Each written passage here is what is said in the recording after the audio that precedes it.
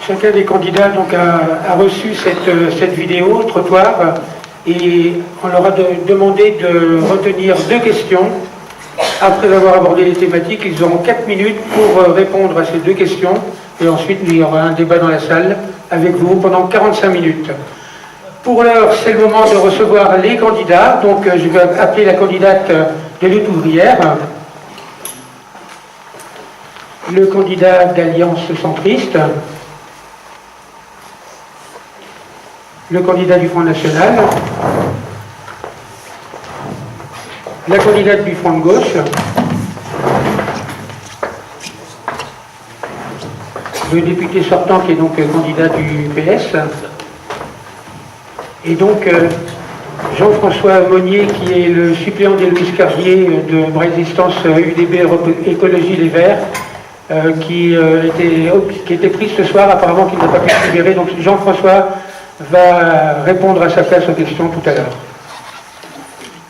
Sandra, je vais vous laisser vous présenter et ensuite chacun votre tour vous vous présentez. Si votre suppléant ou la suppléante est là, vous la présentez également et ensuite vous abordez chacun votre argumentaire concernant la thématique que vous avez retenue.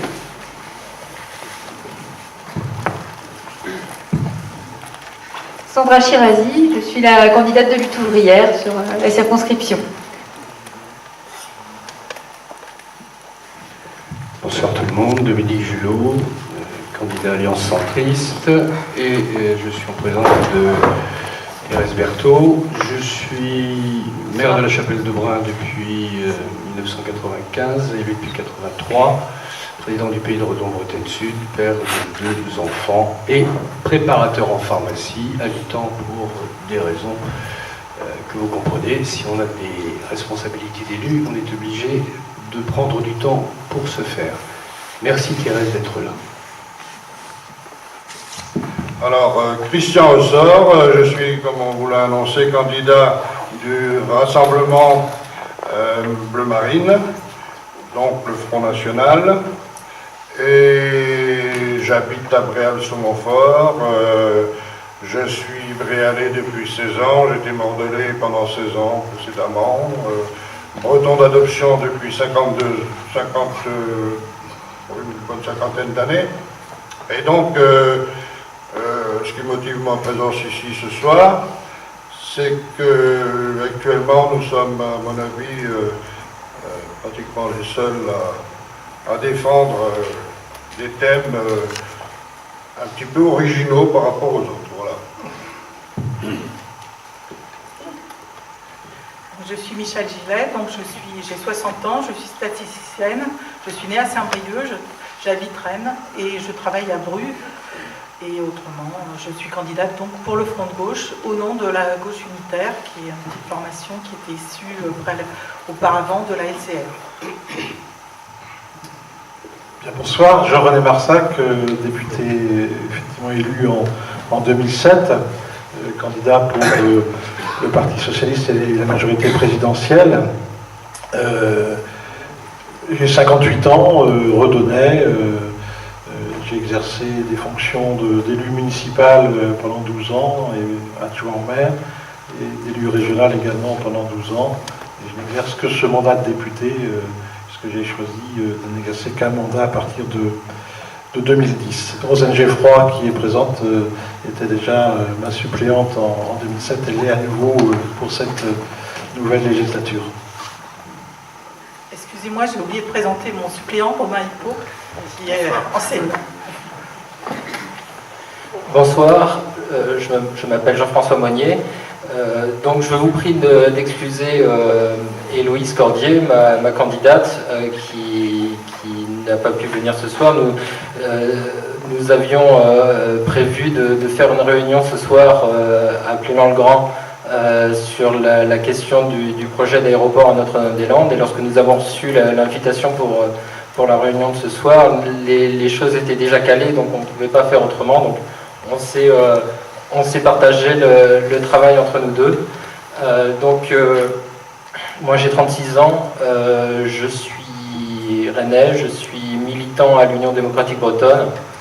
Je suis connu sur la place rennaise pour être un militant de soutien aux personnes sans papier. Héloïse, elle a 26 ans. Elle est assistante d'éducation dans un collège à Guerre. Elle habite à Lyon.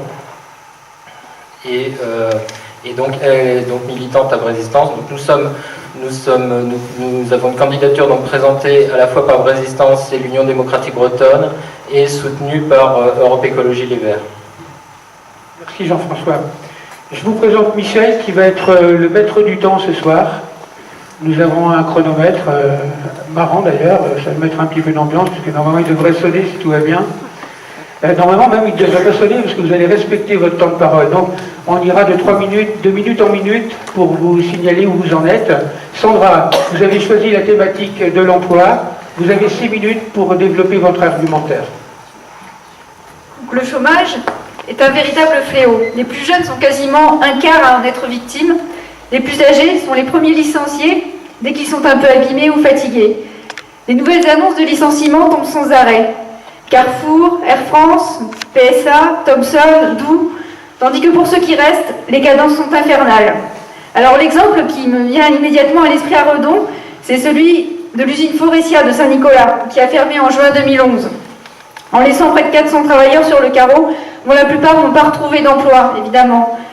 Pour la même année, en 2011, le groupe Forestia, filiale de PSA, a annoncé un bénéfice record, en augmentation de 84%. Bref, les licenciements ne servent pas seulement aux capitalistes à maintenir leurs profits malgré la crise, ils leur servent aussi parfois à les augmenter, ces bénéfices. Alors pour empêcher les capitalistes de continuer à créer sans cesse de nouveaux chômeurs, il faut interdire les licenciements et répartir le travail entre tous, sans baisse de salaire, quitte à prendre sur les profits, ralentir les cadences et diminuer les horaires. Alors les capitalistes, oui, sont responsables de la crise, des soubresauts de ce système économique imprévisible et aberrant. C'est à eux d'en faire les frais, et certainement pas aux travailleurs, eux qui produisent toutes les richesses et qui font tout fonctionner dans la société. Ce serait particulièrement facile à appliquer dans les grands groupes. Il faut aussi bien sûr embaucher dans tous les services publics, dans la santé, dans l'éducation, mais pas seulement. Au lieu de cela, dans l'éducation, par exemple, des classes et même des écoles ferment, comme l'école Pauline Cargomar à Redon, en plein quartier populaire. Et ce n'est pas le saupoudrage annoncé par Hollande qui y mettrait un coup d'arrêt. Alors ce fléau du chômage pèse sur tous, car il pousse les salariés à accepter des salaires et des conditions de travail dégradées, par peur de se retrouver justement au chômage, surtout lorsque les contrats sont précaires, ce qui est de plus en plus souvent le cas. Les salariés sont de plus en plus nombreux, et cela, même les statistiques officielles le disent, à ne pas connaître leurs horaires à l'avance, à travailler la nuit ou le week-end, ou encore en horaire décalé. Souvent dans bien des secteurs où ça n'est pas indispensable, mais simplement parce que les propriétaires des machines veulent les voir tourner 24 heures sur 24, ou encore faute d'effectifs suffisants. Bref, le chômage pèse de 1000 façons, y compris sur les petits commerçants et artisans qui vivent indirectement du salaire de leurs clients. Il nous met aussi en concurrence, les femmes contre les hommes, les jeunes contre les vieux, le public contre le privé ou les Français contre les immigrés, comme une façon de diviser pour mieux régner. Alors pour imposer les mesures que je cite, mesures qui étaient aussi dans le programme de Nathalie Arthaud pour les élections présidentielles, changer de gouvernement ou de majorité à l'Assemblée ne servira à rien.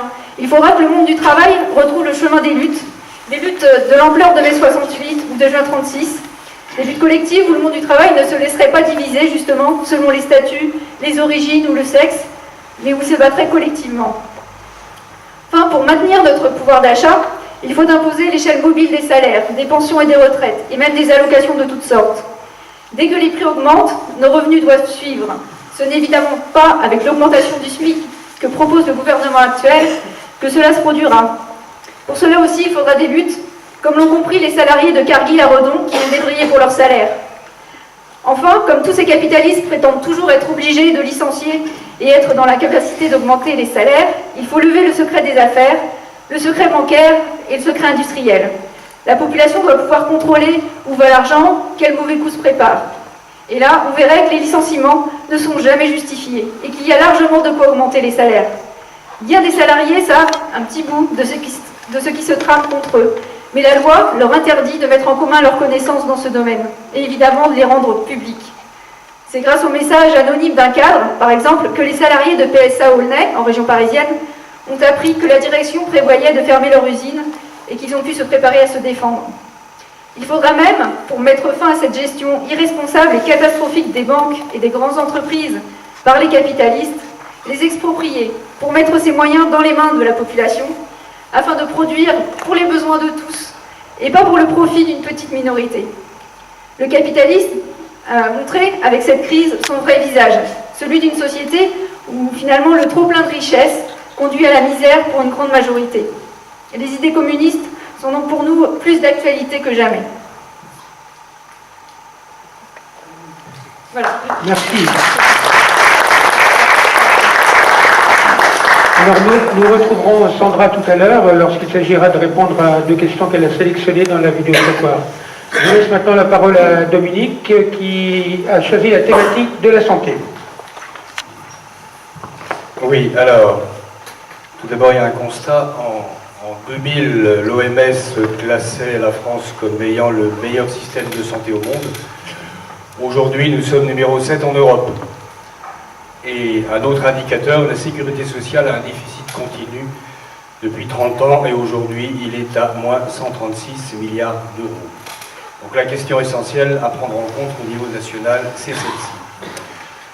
Le meilleur remède, c'est un peu d'humour, mais le meilleur remède pour être en bonne santé, c'est la prévention. La prévention passe par des actions concrètes. Au niveau du territoire du Puy-de-Redon, j'ai mis en place un poste d'animatrice territoriale de santé qui, après avoir constaté un certain nombre de carences liées à l'isolement géographique, aux foyers à faible revenu fiscaux et à la situation économique difficile, nous avons mis en place de la prévention au niveau des conduites addictives, du suicide et des comportements par rapport à l'alimentation. Ces postes-là, qui a été créé il y a quelques années, est financé en partenariat avec la région, avec le territoire, une mutuelle locale et des financements de l'État. Je pense que le législateur devra pérenniser, devra renforcer sur le territoire français ce genre de postes-là et ce genre de politique-là. D'autres acteurs en matière de prévention, les professions paramédicales. Les professions paramédicales qui évoluent aujourd'hui et qui sont rassemblées lorsqu'on les crée dans des maisons pluridisciplinaires de santé. Et dans les maisons pluridisciplinaires de santé en matière de prévention, il faut également penser à des lieux de parole. Il n'y a pas que les CMP, les centres médico-psychologiques, il y a aussi des maisons pluridisciplinaires de santé dans lesquelles on pourrait trouver des psychologues. Autre paramètre qui peut être également développé en matière de prévention, c'est le pharmacien tout simplement. Le pharmacien qui aujourd'hui est un commerçant qui achète et qui vend des médicaments. Le pharmacien dans son métier devrait évoluer vers de la prévention beaucoup plus affirmée, avec un suivi médical personnel, de manière à ce qu'il y ait, au-delà du dialogue qu'il y a au comptoir, qu'il y ait une prévention sur la prise de tension, sur le contrôle des diabétiques, et que cette rémunération ne soit plus sur son rôle de commerçant, mais son rôle de prévention.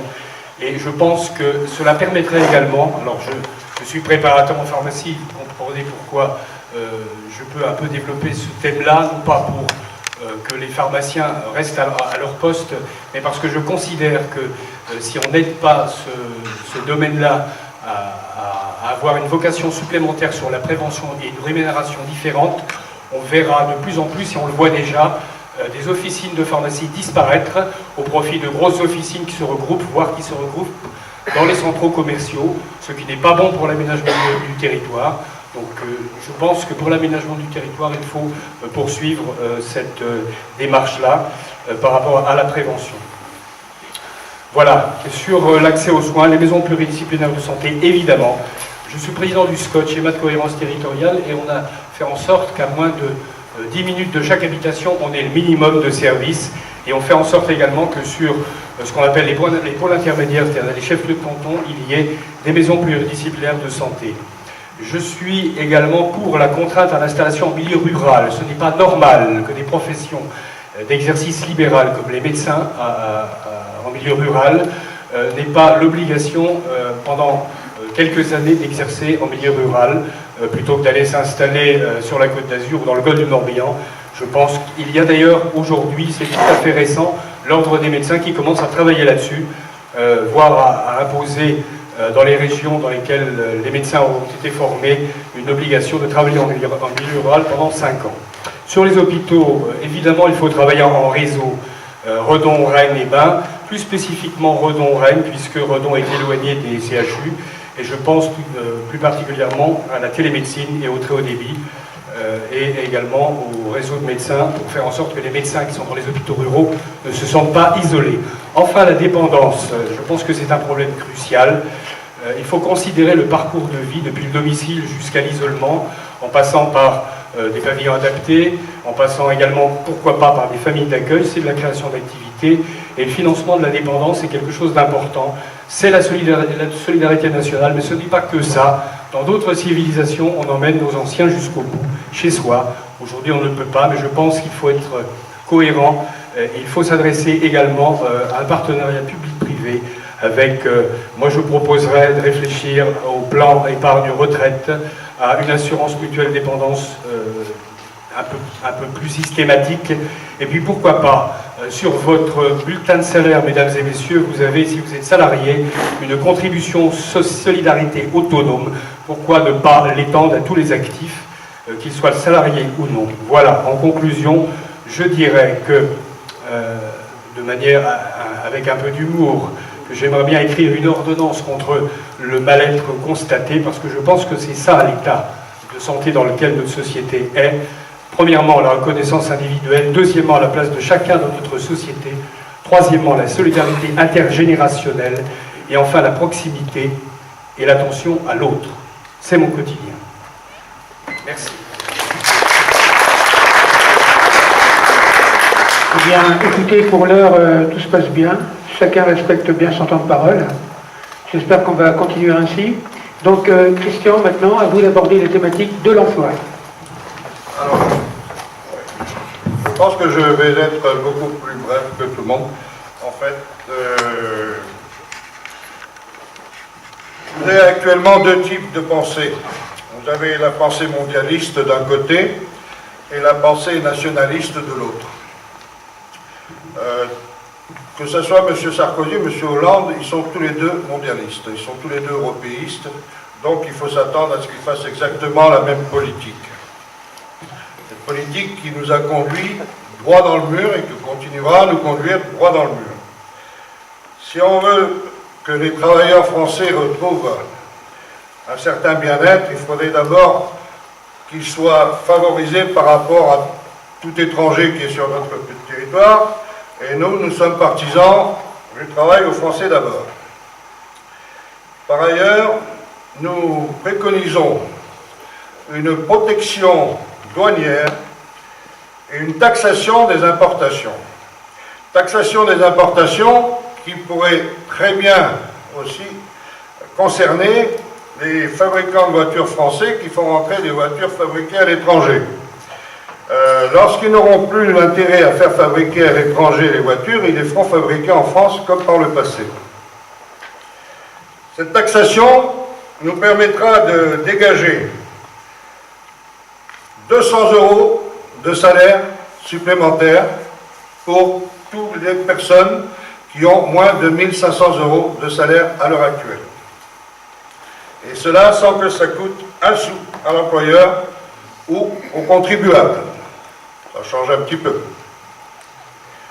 Il faut bien vous dire une chose, c'est que tant que l'on reste dans ce système européiste mortel, on ne peut rien faire. D'ailleurs, la fin de la récréation vient d'être sifflée. Vous ne savez peut-être pas, mais le 31 mai dernier, c'est-à-dire il y a quelques jours, la Commission européenne a envoyé, dans un texte en anglais bien sûr, les recommandations à l'ensemble des pays de la communauté européenne. Alors, parmi ces recommandations, bien entendu, vous avez l'âge de la retraite. Il n'est pas question de mettre la retraite à 60 ans. Il est hors de question pour l'Union européenne de mettre des retraites à 60 ans. Deuxièmement, la lutte contre les déficits publics. Comment créer alors 60 000 emplois d'enseignants, avec quels sous? Troisièmement, l'emploi. La flexibilité doit être l'apanage du futur travailleur européen. Ce qui veut dire que tout ce qui est CDI est interdit. Voilà ce que nous donne la Commission européenne Et voilà ce à quoi nos européistes qui nous gouvernent, en particulier M. Hollande, voilà ce à quoi ces gens-là vont se plier. Alors maintenant, c'est à vous de choisir. Si vous voulez avoir des députés qui prennent votre défense à l'Assemblée nationale, mais il serait peut-être temps d'élire des députés du Front National. Voilà, c'est tout ce que j'avais à dire. Vous voyez que j'ai été plus bref que tout le monde, mais je pense que j'ai bien résumé. Je reviendrai d'ailleurs sur l'emploi en répondant tout à l'heure aux questions alors pour répondre aux médecins anglais, là, médecins d'origine anglaise, qui se posent la question de savoir comment il peut bien faire pour... il n'a qu'à demander la nationalité française, hein, et puis il aura le droit de voter. Je vous remercie.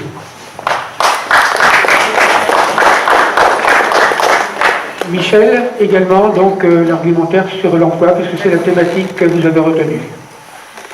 Donc, pour moi, la première richesse de la France n'est pas la finance, mais le travail humain.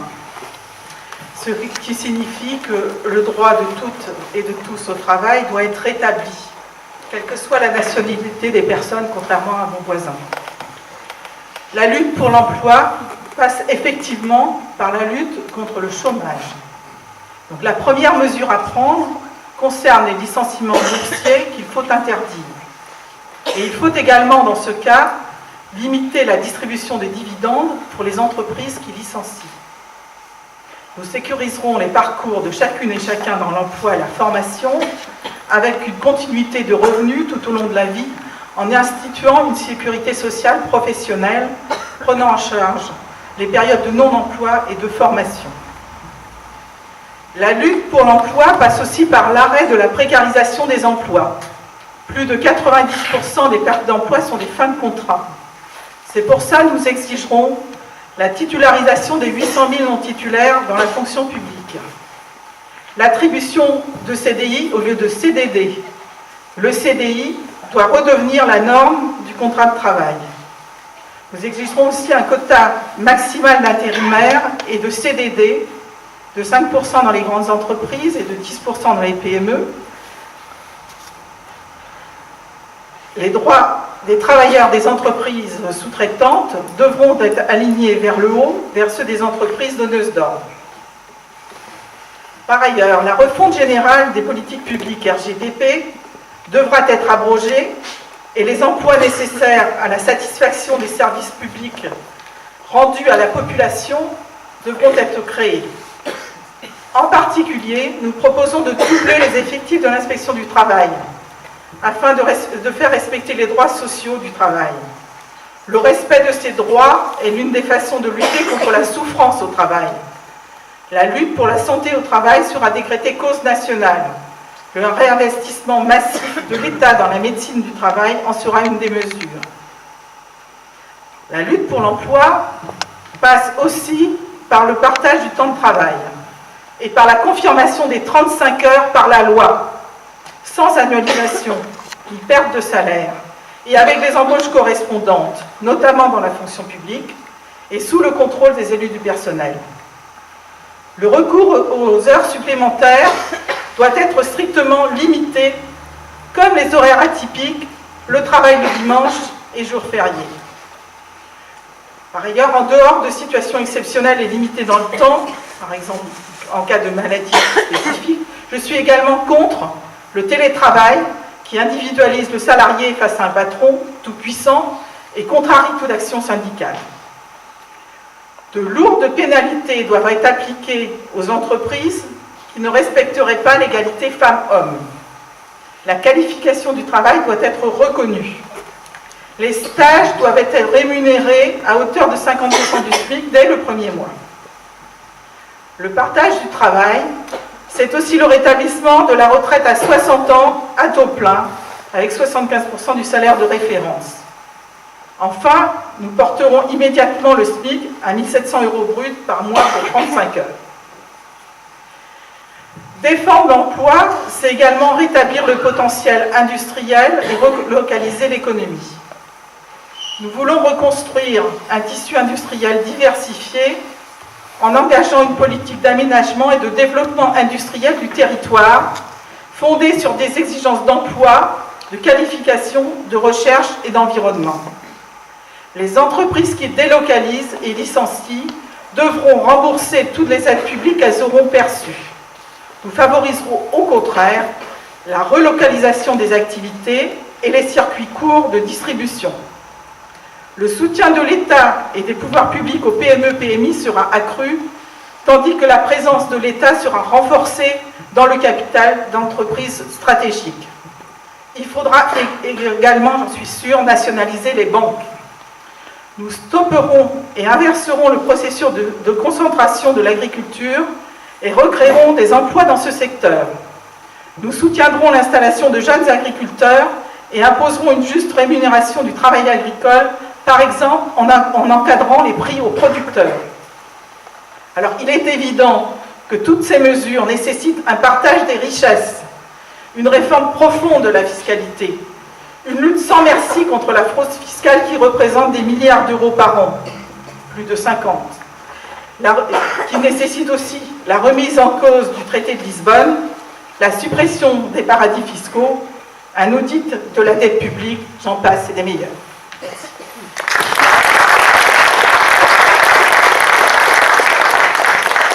Je donne la parole à Jean-René qui a également choisi la thématique de l'emploi. Oui, merci. Je souhaitais partir des préambules de la Constitution, à partir du texte qui avait été écrit en 1946 dans la foulée du Conseil national de la résistance. Et sur la question de l'emploi, deux citations brèves. Au point 5 de ce préambule, on dit « Chacun a le devoir de travailler et le droit d'obtenir un emploi ». Je crois que chaque mot compte. Devoir de travailler, droit d'obtenir un emploi. Au point 11 de ce même préambule, tout être humain qui, en raison de son âge, de son état physique ou mental, de la situation économique, se trouve dans l'incapacité de travailler, a le droit d'obtenir de la collectivité des moyens convenables d'existence.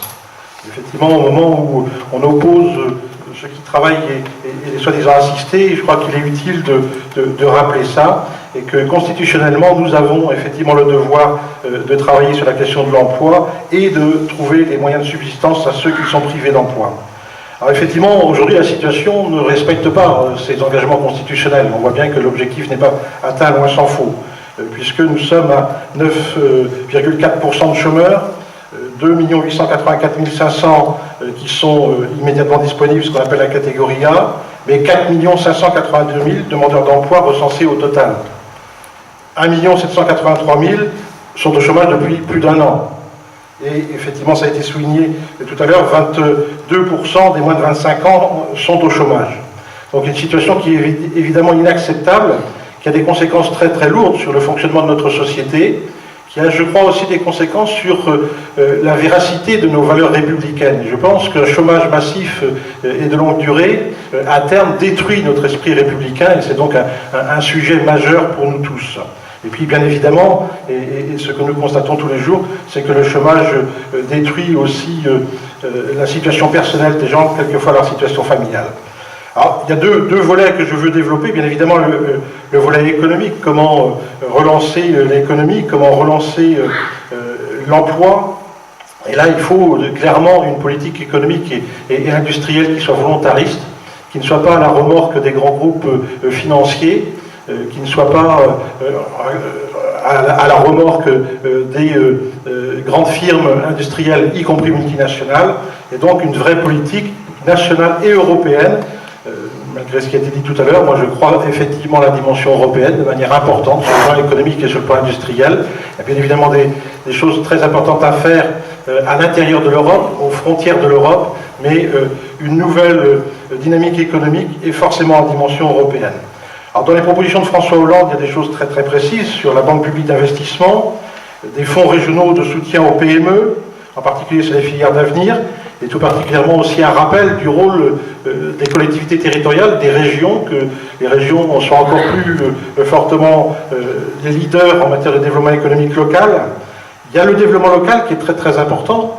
Je sais qu'on a dit ici ou là qu'il s'agissait de réunir des partenaires. Je crois que ce qui a été fait, d'ailleurs particulièrement par les régions à travers les maisons de l'emploi et de la formation professionnelle, et connecté avec l'initiative de l'État en matière de maisons de l'emploi, dans notre territoire, d'une certaine manière, ça ne fonctionne pas si mal, cette coordination des acteurs sur le plan territorial pour faire le point avec les entreprises préparer l'avenir en matière de formation, en matière d'emploi, et c'est ça qu'il faut bien évidemment consolider.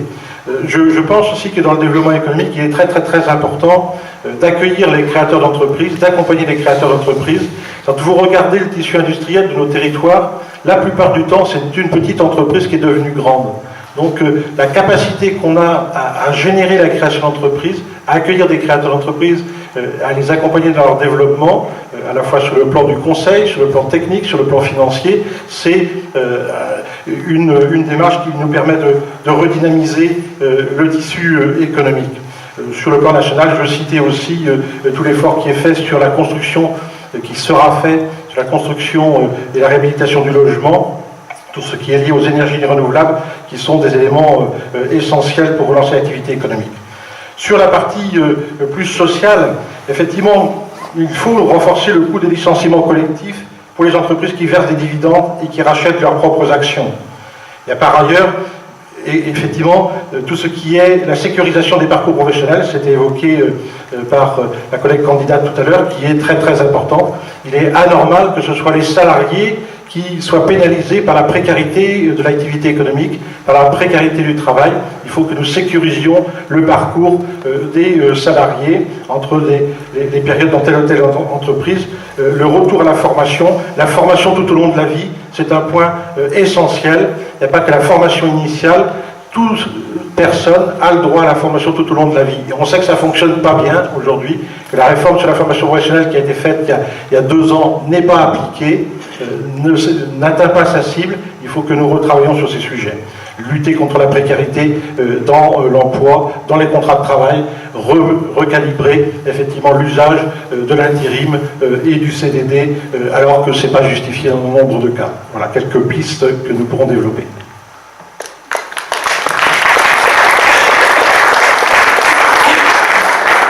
Merci bien. Je laisse la parole maintenant à Jean-François, qui a choisi de vous parler des conditions de vie. Résistance, l'Union démocratique bretonne et Europe Écologie, les Verts, sont des partis écologistes. Commençons par préciser les choses. L'écologie politique, ce n'est pas uniquement défendre les petits oiseaux, ce n'est pas non plus simplement un truc de bobo. Après avoir alerté sur les dangers du système productiviste et de la société de consommation, l'écologie politique est surtout là pour apporter des solutions face à la crise multiple et généralisée dont nous commençons déjà à voir les premiers effets. Cette crise commence par toucher les plus faibles et les plus démunis. C'est donc à ces populations défavorisées que l'écologie politique doit apporter en premier lieu des réponses. En cela, l'écologie politique, c'est aussi du social. La question du logement est aussi liée à celle de l'emploi, des transports et de l'énergie. Actuellement, le système a tendance à concentrer les emplois dans les grandes villes. Les gens, c'est bien légitime, souhaitent habiter à proximité de leur lieu de travail, et donc dans les grandes villes. Cela entraînant une pression immobilière de plus en plus forte dans ces mêmes agglomérations.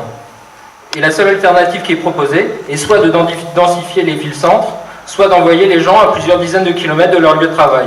Or, ces deux solutions ont leurs limites. Elles ont des effets néfastes, tant au niveau environnemental que social et économique. Elles posent de sérieux problèmes au niveau des transports et elles rendent difficile de vivre ensemble. La seule façon de sortir de ce dilemme, c'est de mettre en place un développement équilibré du territoire. Il faut soutenir les créations d'emplois dans les villes petites et moyennes et en milieu rural.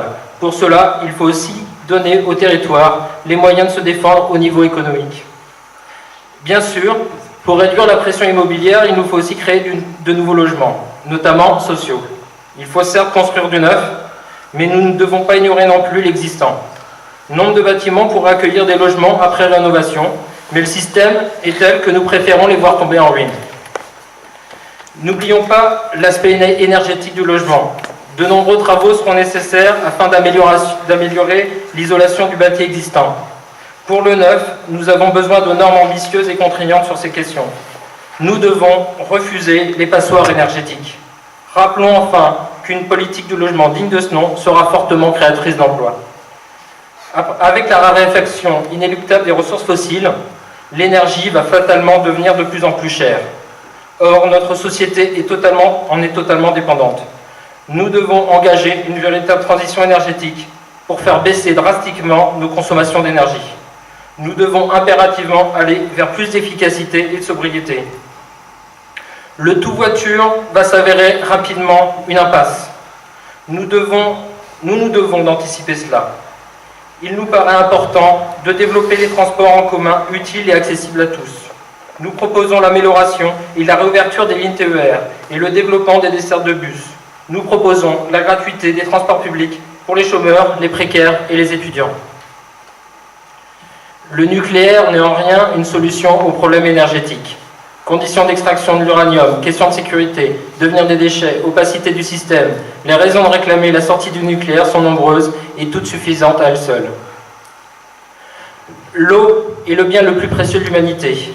Il nous est insupportable de le voir confié à des entreprises, bien souvent de grandes multinationales, dont le seul et unique but est de faire du profit à court terme. Quel que soit l'endroit sur la planète, l'eau doit être gérée uniquement par la collectivité et les représentants du peuple. Nous devons donner aux municipalités les moyens de gérer elles-mêmes le traitement et la distribution de l'eau. Au niveau de l'eau comme de l'électricité, nous préconisons une tarification progressive permettant aux ménages modestes qui font des économies de s'en sortir financièrement et obligeant ceux qui ne jouent pas le jeu de payer le prix fort. En tant qu'écologistes, nous ne sommes pas des défenseurs acharnés du pouvoir d'achat. Le gagner plus pour consommer plus est une fuite en avant qui ne nous mènera nulle part. Le consumérisme est beaucoup plus un problème qu'une solution. De nombreuses études ont montré qu'à partir d'un certain niveau, le bonheur ressenti ne dépendait plus du niveau économique. Il faut aussi se rappeler que la richesse et la pauvreté sont des notions relatives. Si nous voulons une société plus solidaire et plus harmonieuse, c'est au niveau de l'écart entre les revenus que nous devons travailler. Si augmenter les bas revenus nous paraît important, nous devons aussi veiller à limiter les hauts revenus. Nous réclamons donc la fixation d'un revenu maximum. Dans le contexte de crise actuelle, notre façon de consommer va forcément être remise en cause. Nous allons certainement être appelés à moins consommer. Mais afin d'éviter une perte de qualité de vie, il va falloir permettre aux populations de mieux consommer. Une consommation de produits de qualité, une consommation durable, une consommation de proximité. Évidemment, cela implique des réformes ambitieuses dans nos politiques industrielles et agricoles. Mais cela implique aussi de revoir notre système commercial. Aujourd'hui, la grande distribution est toute puissante et le commerce de proximité est en péril. Nous devons non seulement défendre le commerce de proximité, mais permettre son retour en force.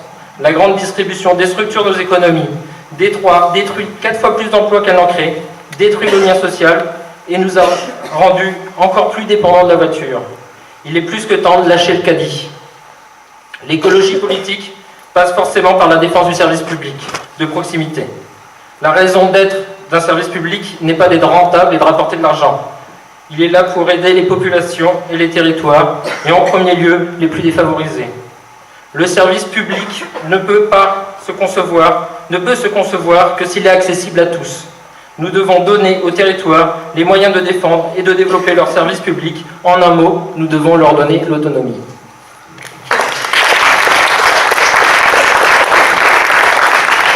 Merci Jean-François. Cette première partie se termine et donc nous passons à la seconde avec chaque candidat qui va répondre à 2 questions qu'il a sélectionnées dans la vidéo trottoir. Je laisse la parole à Sandra qui va apporter réponse sur le droit de vote des étrangers et la prise en charge des prothèses auditives. Alors les travailleurs étrangers vivent, travaillent et paient leurs impôts ici. Il faut non seulement régulariser tous les sans-papiers, évidemment je suis solidaire des luttes pour empêcher des expulsions, obtenir des régularisations, mais je suis aussi favorable au droit de vote pour tous. Ce serait la moindre des choses que de laisser le droit à nos collègues exploités par les mêmes capitalistes que nous, et souvent encore plus férocement, de leur laisser le droit de s'exprimer. Car les élections ne permettent que cela, de s'exprimer. Et les débats entre certains politiciens sur le droit de vote des étrangers, aux élections locales seulement, sont très instructives à ce titre. Elles jugent ces grands partis qui n'ont que le mot démocratie à la bouche et qui ne veulent même pas laisser s'exprimer par les urnes ceux qui ne sont pas de la même nationalité qu'eux. En réalité, ils surfent dans ce domaine sur les mêmes préjugés que le Front National. Ils contribuent à monter les travailleurs les uns contre les autres. Alors il faudra de toute façon, pour changer les choses, de grandes luttes sociales, de l'ampleur de celle de juin 1936 ou de mai 1968, car les élections ne changent rien. Dans ces luttes, tous les travailleurs se retrouveront au coude à coude, qu'ils soient français ou immigrés, avec ou sans papier, et la fraternité des luttes collectives balayera tous ces préjugés nauséabonds. Ce sera la lutte des travailleurs de toutes origines, de toutes les nationalités, contre les capitalistes de toutes les nationalités.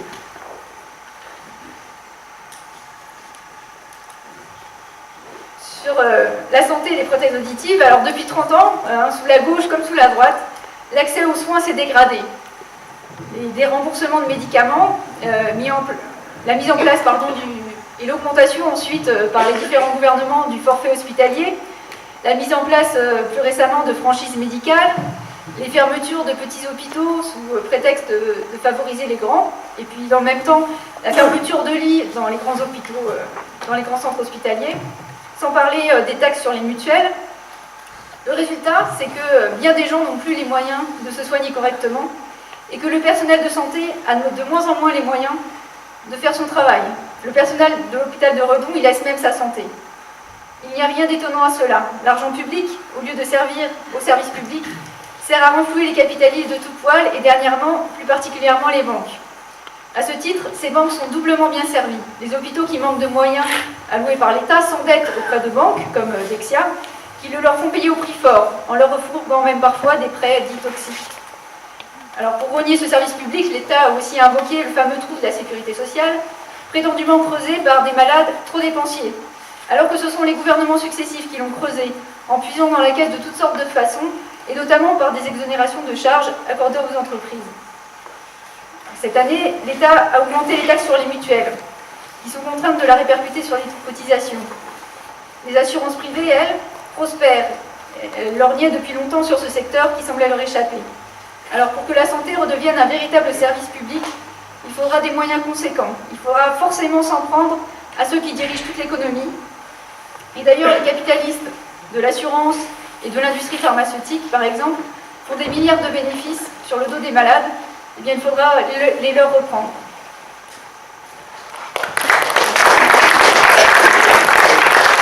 Merci Sandra. Je rappelle donc que chaque candidat dispose de 4 minutes pour répondre aux 2 questions. Je passe la parole à Dominique qui a choisi la question sur la dynamique en milieu rural et les mesures d'accompagnement pour la RT 2012. Il y a un sujet qui aurait dû être numéro 1 pendant la présidentielle, c'est celui de l'écologie. Modification du climat, raréfaction des énergies fossiles et grande dépendance énergétique. Le Grenelle de l'environnement est arrivé à bon port et au bon moment. Aujourd'hui, la RT 2012, en effet, contraint à partir du 1er janvier 2013 à faire en sorte qu'on soit aux normes et il faut des aides supplémentaires pour pouvoir financer les nouvelles habitations et les constructions. 2 choses, l'éco-prêt à taux zéro, le prêt à taux zéro avec plafond de ressources, crédit d'impôt, les aides de l'ANA, les aides de la CAF. Je pense que le législateur devra sanctuariser ce type d'aide si on veut avancer parce que nous aurons ensuite la RT 2020 avec l'énergie positive et je pense que ce sont de bonnes mesures. À titre personnel, je suis président du pays, nous avons mis en place un point info énergie à Redon et on travaille actuellement à la préfiguration d'un plan climat territorial. 2e sujet, le sujet de la culture, des déplacements et du commerce en milieu rural. C'est le maire de la Chapelle-de-Brun qui parle. La culture, la lecture publique et les arts vivants, on a créé un théâtre il y a à peu près une trentaine d'années et nous aurons l'occasion d'inaugurer la médiathèque à la rentrée prochaine. Chaque maire a la possibilité aujourd'hui de prendre ce type d'initiative parce qu'il y a des financements et ce sont des financements justes. Ce genre de médiathèque peut être financé avec des subventions du Conseil général, de la région, de la DRAC, et on arrive, pour une petite commune comme la mienne, à financer un équipement de cet ordre-là à 80%, qui sera mis entre les mains de bénévoles avec un mi-temps, employé communal bien entendu. Les déplacements, on travaille actuellement sur une étude des déplacements en pays de Redon par rapport à un appel à projet de déplacer les personnes en même temps que des colis. C'est un peu précurseur, mais je pense qu'il faut aller vers de nouvelles formes de déplacement. le transport solidaire également, le transport à la demande. Par contre, le transport collectif en milieu rural, c'est quelque chose de très compliqué compte tenu de la dispersion de l'habitat.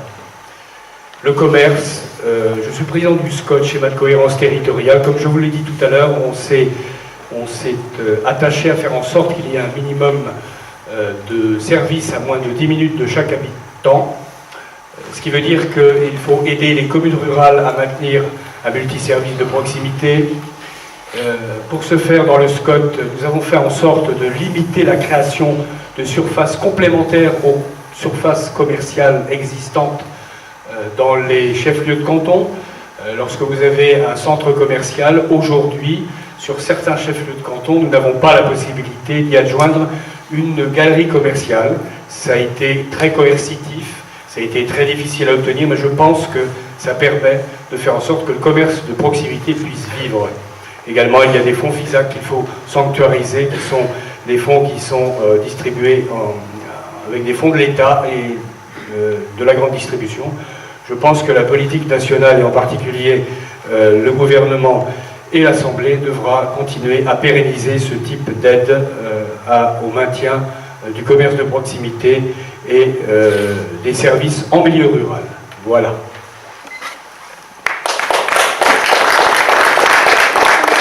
Merci. Donc Dominique, c'est à vous pour... pardon, Christian, c'est à vous pour la réduction des dépenses et les dépenses sanctuaires. Ah oui. En effet, c'est le deuxième thème que j'avais choisi dans votre vidéo, là, la personne qui disait que l'exemple donné aux jeunes n'était peut-être pas le meilleur qu'il soit, et que bien souvent les élus, on faisait à leur aise de l'argent public. Alors bon, tous les ans, on va vous dire, mais nous on n'est pas les mêmes, vous voyez bien, on n'est pas pareil. En ce moment, vous voyez bien, M. Hollande, bon, ben, vous voyez bien qu'il n'est pas pareil, il fait des efforts, il attend la fin des législatives. Après les législatives, et pour peu qu'ils aient une majorité absolue à l'Assemblée nationale, eh ben, ça redeviendra comme par le passé, la gabegie la plus complète. Ça, c'est pour vous rassurer tout de suite, parce que vous ne croyez pas au Père Noël. Je voudrais revenir, puisque tout à l'heure, j'ai pas eu le temps, enfin, j'ai pas voulu en parler tout de suite. Vous savez que nous sommes partisans de nous retirer de l'euro. Ça a soulevé chez certaines personnes, en particulier personnes âgées, ça a soulevé une grosse inquiétude, puisqu'elles se sont dit, mais que vont devenir nos petites économies, etc. Alors bon, pour les rassurer tout de suite, si on change pour une monnaie, on veut changer pour une monnaie commune et non pas la monnaie unique que l'on nous impose à l'heure actuelle. Il est une personne qui s'appelle Rothschild en 1863. La banque Rothschild, un des Rothschild a dit donnez-moi la possibilité de contrôler la monnaie d'un pays, je me soucie peu ensuite de qui font les lois, de qui fait les lois. Et ça devrait quand même vous ouvrir l'esprit, parce que actuellement en France, nous ne contrôlons absolument pas la monnaie. Ce qui veut dire, et je reviens à ce que je disais tout à l'heure, on peut raconter, faire des réunions, des ceci, on va faire ceci, on va faire cela, d'accord, on ne fera rien du tout pour la bonne et simple raison que quand la Commission européenne aura décidé qu'il faut arrêter de faire ça, elle dira maintenant, messieurs, c'est terminé, et on revient au nord. Je rappelle ce qu'a dit la Commission européenne le 31 mai de cette année, il y a quelques jours, 6 jours exactement, jeudi dernier. Pas de CDI, pas de retraite à 60 ans. Rappelez-vous bien ça pour l'avenir. Parce que vous vous direz, le gars du Front National, il nous avait dit la vérité. En fait, contre le plan de rigueur que veulent nous imposer les européistes de tout crin, nous, on propose un plan de vigueur. Et le plan de vigueur, je vous le rappelle, grâce à une taxation de 3% des produits importés, on peut dégager un salaire de 200 € net pour toutes les personnes qui touchent moins de 1 500 € net en France. Il est bien évident que ceci fera un apport de la consommation. Certains nous disent qu'on arrive très bien à se passer de... Mais expliquez ça aux gens qui n'arrivent même pas à avoir le nécessaire, et vous allez voir si le consumériste est si mauvais que ça. Hein. Voilà, je crois que j'aimerais avoir résumé en quelques mots toujours. Je redis un peu la même chose, mais je pense que pour qu'un clou soit enfoncé, il faut donner plusieurs coups de marteau. Je vous remercie pour votre attention.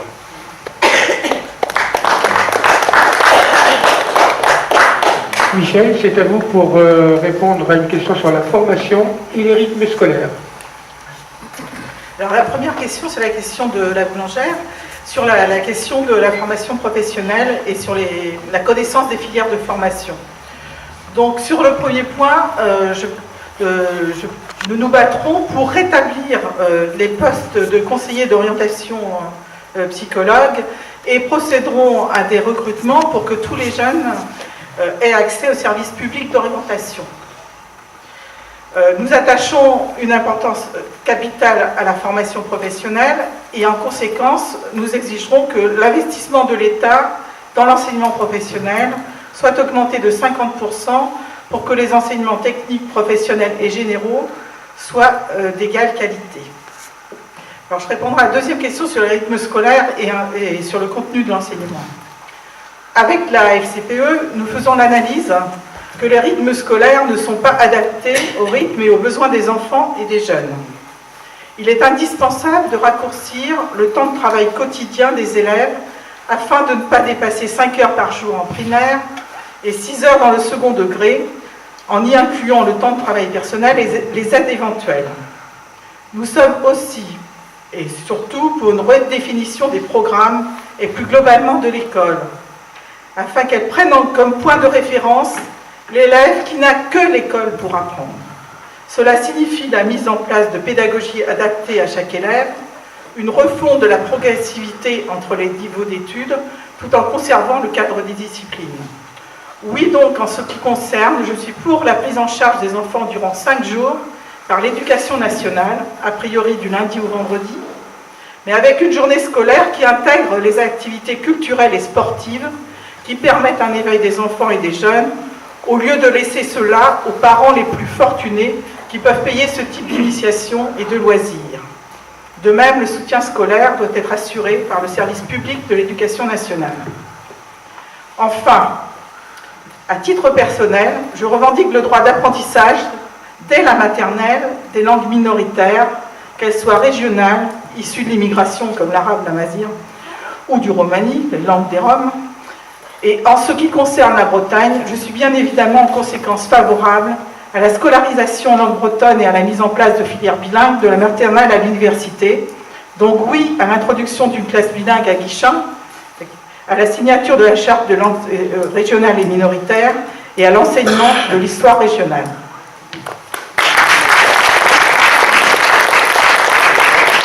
Merci. Jean-René, c'est à vous. Donc, vous avez choisi de répondre à une habitante qui faisait une réflexion sur une observation sur la présence des députés d'une manière générale.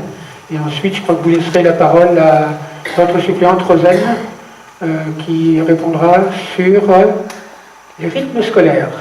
C'est à vous. Oui, donc j'ai choisi de répondre à la question que pose cette dame sur notre présence un jour de marché pendant la campagne électorale et notre supposée absence pendant le reste du temps. Bon, elle n'est pas là pour entendre la réponse, ce qui est bien dommage. Ça aurait été un plaisir de la rencontrer. Mais j'y réponds parce que c'est effectivement souvent des réflexions un peu récurrentes qui reviennent régulièrement. En fait, je peux lui faire une promesse, c'est que je serai jamais, pratiquement jamais, présent le mardi à Guichen. Puisque par définition, un député, il est présent à l'Assemblée nationale et nous sommes aussi surveillés, ce qui est très bien, par tous les citoyens sur notre participation aux séances de l'Assemblée nationale et de manière quasi impérative les séances du mardi, mercredi, jeudi, alors quelquefois le lundi après-midi, puis plus rarement le vendredi. Mais voilà, nous sommes présents à l'Assemblée nationale. Voilà, c'est notre fonction principale. Donc on ne peut pas être à la fois au four et au moulin, et dans différents lieux à la fois. Pour ce qui est Guichen, j'ai calculé, en ce qui me concerne sur le mandat précédent, c'est environ 10 à 15 fois par an que je suis présent à Guichen, que j'étais présent à Guichen pour des réunions, des permanences, des rencontres au pays des Vallons de Vilaine, des rencontres avec des élus, avec Ilébio, etc. etc. Donc voilà, donc c'est toujours un peu le débat compliqué. Si les citoyens ne viennent pas à nos réunions compte rendu de mandat, si on ne les voit pas dans des lieux collectifs, on ne peut pas aller les voir systématiquement, individuellement chez eux, mais on les rencontre aussi très fréquemment quand ils demandent rendez-vous. Juste pour terminer sur ce point, moi j'ai pris l'option pendant ces 5 dernières années de communiquer systématiquement mon agenda à toutes les personnes qui m'ont donné leur adresse mail ou adresse postale.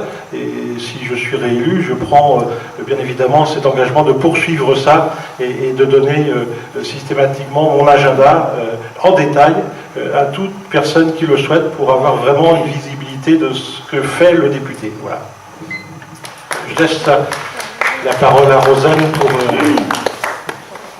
Oui, rapidement, sur la question des rythmes scolaires, c'est vrai qu'il y a eu énormément de discussions et d'inquiétudes, quelquefois, de personnes que l'on peut rencontrer. Pourquoi revoir les rythmes scolaires? Tout simplement parce qu'il faut laisser aux enfants plus de temps pour apprendre et plus de temps pour pouvoir revenir sur des savoirs fondamentaux. Il ne vous aura pas échappé que si vous lisez et si vous vous intéressez un petit peu aux questions d'éducation, la France, qui était encensée pour son système éducatif, ne l'est plus du tout, et on a constaté une baisse du niveau scolaire des petits Français. Alors qu'est-ce qu'on propose pour ça? C'est tout simplement de revoir complètement les rythmes, revoir les programmes et surtout placer comme priorité fondamentale de ce contrat entre l'État et la nation le bien-être de l'enfant. Un enfant, il apprend bien si du temps lui est donné. Un enfant, il apprend bien s'il y a non seulement des savoirs fondamentaux qui lui sont transmis par l'école, mais également du sport, une possibilité d'accès à la culture et également une éducation à la citoyenneté qui soit pleinement intégrée dans ces programmes scolaires. Et c'est vraiment ce qui sera fait dans cette première année de mandat et dans toute l'année 2013, en concertation avec les parents, en concertation avec les enseignants, avec les collectivités aussi qui assurent souvent le temps périscolaire. Et on passera non pas à une semaine de 5 jours, de 5 jours et demi, mais de 9 demi-journées, et on réfléchira ensemble avec toutes les parties prenantes à la manière dont on peut organiser les choses. Pour ça, naturellement, il faudra que François Hollande et toute l'équipe ministérielle aient une majorité à l'Assemblée nationale.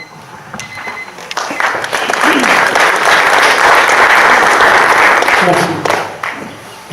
J'aurais enfin entendu la sonnerie, là, ça m'a fait du bien. Alors, donc, maintenant, nous passons donc à la troisième partie, qui est... Oh, Jean-François, excuse-moi.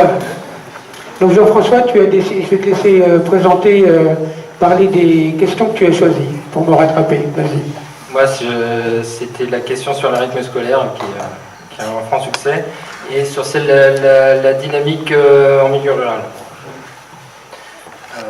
Bon, tout d'abord, je me félicite de voir Michel prendre une position sur les langues régionales, qui n'est pas celle de la personne qu'elle a soutenue au présidentiel. Bon, je me réjouis de voir qu'il y a de la diversité au sein du Front de gauche. Donc, bon, sur les rythmes dans l'école. Je pense que le gouvernement a raison de revenir sur la semaine de 4 jours, car elle n'était absolument pas adaptée aux besoins et au rythme des enfants. Maintenant, je comprends et je partage la question posée. Les élèves pourraient finir leur cours 2 à 3 heures avant que leurs parents ne rentrent du travail. Le rôle de l'école n'est pas de laisser les enfants livrés à eux-mêmes. Il va donc bien falloir trouver une solution. Nous pouvons évidemment penser au soutien scolaire, en particulier pour les élèves en difficulté. Mais on peut aussi avoir d'autres idées. Le but de l'école n'est pas uniquement de préparer les enfants à avoir un rôle économique dans notre société. Elle doit aussi les préparer à devenir des personnes épanouies et des citoyens avisés. C'est dans cet esprit que l'on peut imaginer des activités plus ludiques où ils verront et feront des choses différentes de ce qu'ils apprennent le reste du temps à l'école. Je vais donner un exemple, mais il y en a d'autres possibles. Au cours de notre campagne, nous avons pas mal réfléchi à la question de l'alimentation. Et il nous est apparu qu'il y avait dans notre société une réelle lacune au niveau de l'éducation à l'alimentation. Manger sainement et de façon équilibrée et variée, connaître les fruits et les légumes de saison, réduire l'impact écologique de son alimentation, apprécier les bonnes choses sans en abuser, cuisiner soi-même. Tout cela, ça s'apprend. Or, cette transmission auprès des enfants ne se fait quasiment plus. Nous souhaitons que toutes les écoles primaires aient un potager qui sera entretenu par les enfants, aidé par leurs instituteurs et par des intervenants extérieurs. Un potager bio, évidemment. Après, les enfants pourront apprendre comment cuisiner ces fruits et légumes, et surtout, ils découvriront, en tout cas pour certains d'entre eux, quel goût ça a, un vrai aliment. Sur la dynamique en milieu rural. J'en ai parlé durant mon intervention tout à l'heure. Il nous paraît important que le développement économique se fasse de façon équilibrée sur tout le territoire. Cela passe par les petites et moyennes villes, mais ça passe aussi par le milieu rural. Nous devons en premier lieu maintenir des services publics de proximité et l'accès aux soins partout. La question de la solidarité est aussi importante. Aujourd'hui, être pauvre en campagne est bien souvent encore plus difficile qu'en ville, car on peut se retrouver très rapidement isolé et qu'il n'existe pas en milieu rural les réseaux de solidarité qu'on peut trouver en milieu urbain. J'ai déjà parlé des transports en commun de proximité. Ils concernent aussi le milieu rural. En tant que militants bretons, nous avons en tête l'exemple gallois, qui nous paraît intéressant et qui prouve qu'il est aujourd'hui possible de se déplacer en milieu rural quasiment sans voiture. Là aussi, j'en ai parlé, la question de l'emploi est fondamentale. Nous devons non seulement maintenir les emplois en milieu rural, mais aussi en créer. Il n'y a que comme ça que nous arriverons à repeupler nos campagnes. Pour cela, il y a plusieurs axes possibles. Favoriser une agriculture créatrice d'emplois, donc sortir du système productiviste responsable de la disparition des petites exploitations. C'est donc bien d'une agriculture paysanne de proximité et dont l'emploi fait partie de ces priorités que nous voulons. Il est en outre possible de baser en partie les agricoles sur le nombre de personnes que l'exploitation fait travailler. Favoriser les PME, notamment en milieu rural. Ce sont elles qui créent de l'emploi non délocalisable. Ce sont elles aussi qui sont ancrées sur les territoires. Nous devons favoriser la création d'un véritable maillage de PME sur l'ensemble du territoire. En lien avec cette agriculture, ancrée sur les territoires et ce réseau de PME, il y a le commerce de proximité qui complète le maillage et qui donne des débouchés directs au reste de l'économie. Voilà, je finis. Merci bien. En fait, Jean-François a eu 10 secondes de plus, puisque j'ai failli l'oublier. Nous passons maintenant à la troisième partie de cette soirée, le débat avec la salle. À peu près 45 minutes. On tient à peu près les délais, hein, il est 22h. Vraiment 22h45, on arrêtera cette soirée.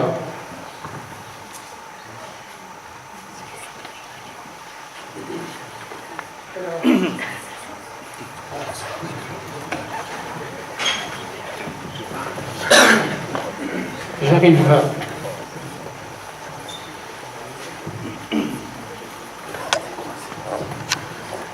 Oui, donc j'ai entendu M. Marsin qui parlait plusieurs fois de remorques, qui ne serait pas la remorque des grands groupes industriels. Or, il est favorable au projet d'aéroport Notre-Dame-des-Landes. Et précisément, c'est l'argent public qui sera prélevé pour construire cet aéroport, pour Vinci ensuite. Hein, ils ne sont pas gênés, les gens du PS. Par centaines de millions, ils vont prélever de l'argent dans les caisses des collectivités territoriales. Ils n'ont plus d'argent à Guichin, par exemple, pour l'école de musique, etc.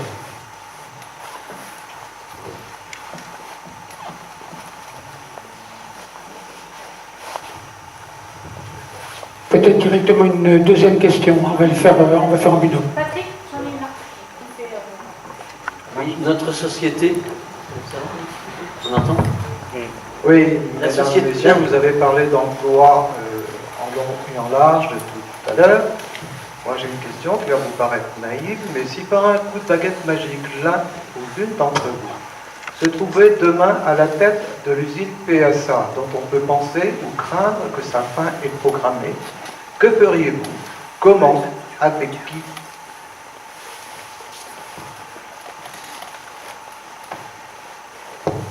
Si vous vouliez apporter réponse aux deux questions, on va travailler comme ça, une question d'un côté, une question de l'autre. On va traiter tout deux par deux, ça va être beaucoup plus pratique. Merci. Donc si certains veulent répondre aux deux questions qui ont été posées. Parce que je suis interpellé directement sur la première, je y réponds. Le projet de l'aéroport de Notre-Dame-des-Landes est une décision qui est prise conjointement entre les collectivités territoriales, communauté d'agglo nantaise, conseil général, conseil régional, qui a négocié avec l'État le transfert de l'aéroport du sud de Nantes vers le nord, à Notre-Dame-des-Landes. La décision qui s'est prise selon les procédures démocratiques, avec les consultations publiques contestées par un certain nombre, qui donnent lieu à des recours, etc. Donc le processus démocratique fonctionne. Il se trouve que d'année en année et de décennie en décennie, les collectivités concernées ont continué à défendre cette idée de transfert de l'aéroport à Notre-Dame-des-Landes. Moi, je crois qu'effectivement, il y a besoin, alors c'est à titre personnel, parce que moi, je ne suis pas directement impliqué dans ces décisions, et vous non plus, sans doute, je l'imagine. Donc, chacun peut avoir après, une fois que tout ce processus-là est enclenché, une opinion personnelle sur le dossier.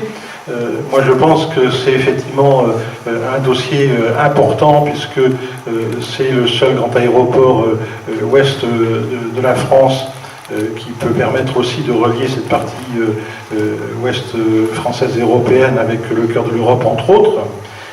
Et puis, en termes d'aménagement du territoire, pour ces connexions Rennes-Nantes et articulation entre les régions du Grand Ouest et particulièrement celle de la Bretagne, ça me semble effectivement une opération souhaitable. Maintenant, c'est une opinion personnelle. Alors, quant à dire qu'on est ficelé par tel ou tel groupe, je sais pas, personne n'imagine que les collectivités territoriales en question ont décidé ça pour faire un cadeau à Vinci, pas du tout. Ils ont décidé ça pour des raisons qu'elles ont défendues par rapport au devenir de la agglomération nantaise et par rapport à l'aménagement du territoire. Après, les procédures, les montages financiers, les modalités de gestion, effectivement, c'est au cas par cas que tout ça se discute et se délibère.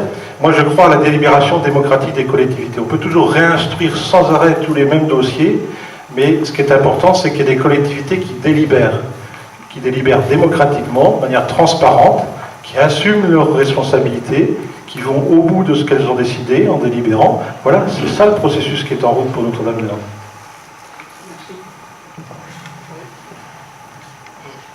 On peut répondre? Oui.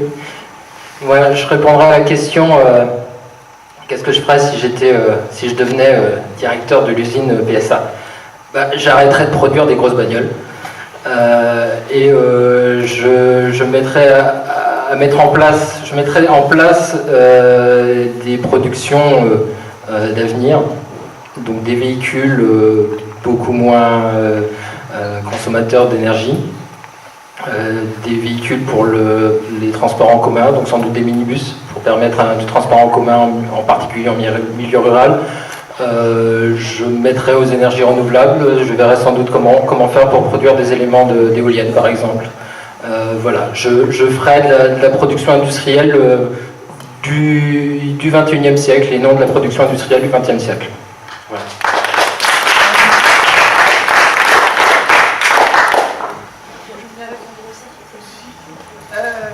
Alors tous ces grands groupes, effectivement, PSA, Vinci, Woodoo, ils ont touché des sommes d'argent public conséquentes. Je crois que c'est 1 milliard pour Woodoo.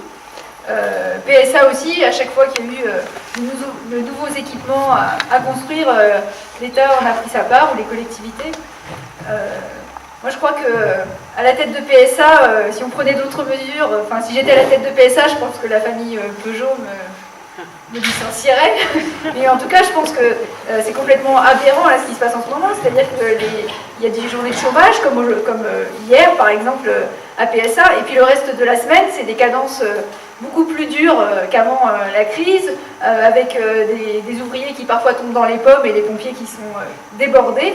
Eh ben, il faudrait interdire les licenciements, ceux qui sont prévus, et puis il aurait fallu même interdire les précédents. Il faudrait les licenciements, y compris les fins de CDD ou d'intérim, hein, et répartir le travail entre tous, en baissant les cadences, en baissant les horaires. Et, alors évidemment, ce sera au détriment des profits. Et d'ailleurs, je pense qu'on ne peut rien faire pour les salariés sans s'en prendre au profit, et que quand le Front National parle des 200 € financés par la taxe sur les importations, c'est un mensonge, parce que de toute façon, cette taxe sur les importations, elle sera payée par les prix, par les salariés qui achèteront ces produits importés, et finalement, c'est reprendre aux salariés ce qu'on leur a donné d'une main, leur reprendre de l'autre. C'est forcément mensonger.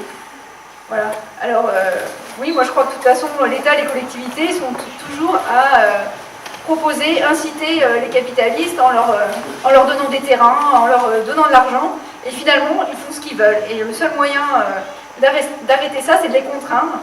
Et ceux qui en ont la force, ce sont les salariés eux-mêmes qui, en se battant, contraindront ces grands groupes. Voilà. Merci bien. Donc, 2 questions maintenant. Isabelle, sur ma gauche, et ensuite André. Est-ce qu'on peut répondre à un deuxième? Oui, bien sûr, oui. Sur l'automobile, je suis assez d'accord avec ce que le collègue disait tout à l'heure sur la mutation des automobiles. Enfin, il faut vraiment que le gouvernement, et c'est ce qu'on travaille déjà depuis un certain temps avec Rennes Métropole, avec département, région Bretagne, préparer le véhicule de l'avenir. Je crois qu'il faut qu'effectivement le gouvernement discute avec les constructeurs automobiles pour voir quelle est la réorientation de l'outil industriel. Enfin, je crois que les industriels aujourd'hui continuent à construire des véhicules tels qu'ils ont été mis au point grosso modo dans les années 50-60, avec bien évidemment des améliorations techniques, avec beaucoup plus d'électronique, etc., etc. Mais c'est pratiquement la même approche. Or, effectivement, le besoin des gens change. Je crois que les ménages aussi sont de plus en plus attentifs, bien évidemment, à ce que coûte l'automobile, en achat, en entretien, en énergie. On sait que le besoin des gens, c'est un déplacement de l'ordre de 20 km en moyenne par jour. On a des véhicules pour faire 500 ou 1000 km, ça ne colle pas. Donc effectivement, il faut au moins que pour les déplacements, parce que c'est vrai qu'il faut plus de déplacements collectifs. Il faut des liaisons avec le ferroviaire qui soient beaucoup plus importantes.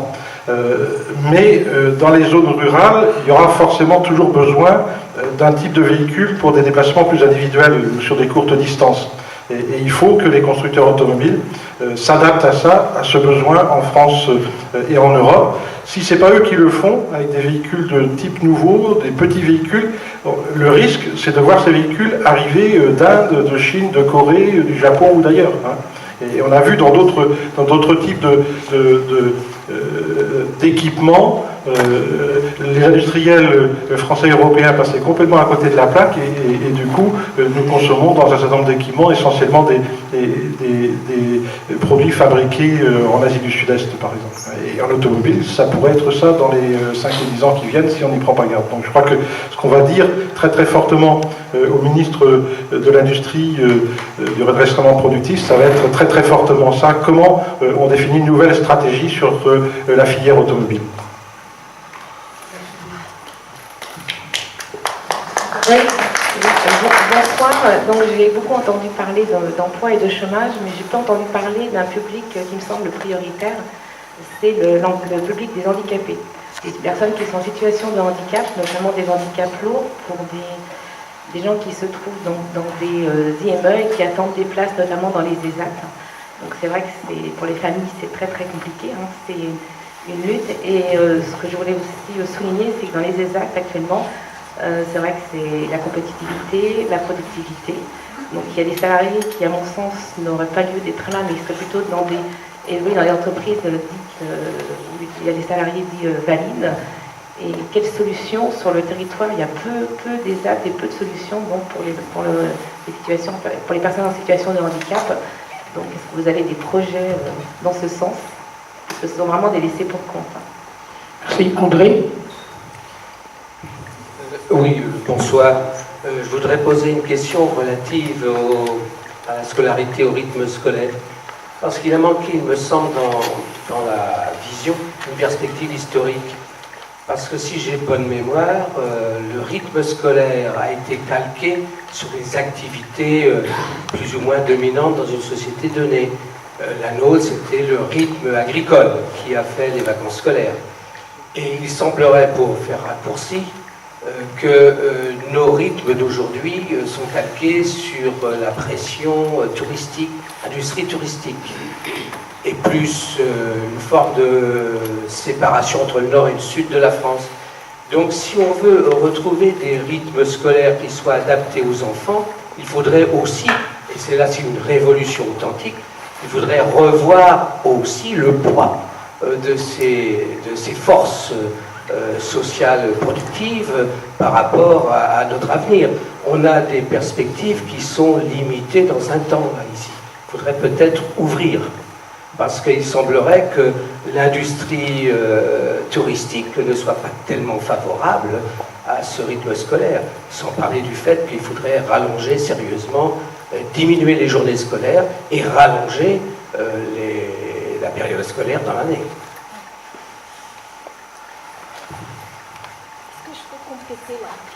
Alors un compliment, j'arrive, madame.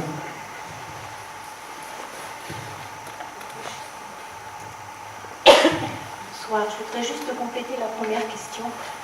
Au niveau des personnes handicapées dans les entreprises, il y a une obligation de prendre un certain pourcentage de handicap, de handicapés dans les entreprises. Il y a beaucoup d'entreprises qui préfèrent payer les amendes plutôt que d'embaucher les handicapés. Et ce qui permettrait, si chaque entreprise avait c'est dommage d'utiliser le mot quota, mais ou le nombre de handicapés obligatoires à prendre dans les entreprises, peut-être que ça libérerait des places justement dans les CAT pour permettre justement aux jeunes qui sortent aujourd'hui, qui devraient sortir des IME et arriver en IM Pro et être en CAT, qui permettrait justement à ces jeunes d'avoir les places en CAT. Justement, je voulais vraiment parler des entreprises qui ne prennent pas les personnes handicapées dans les embauches.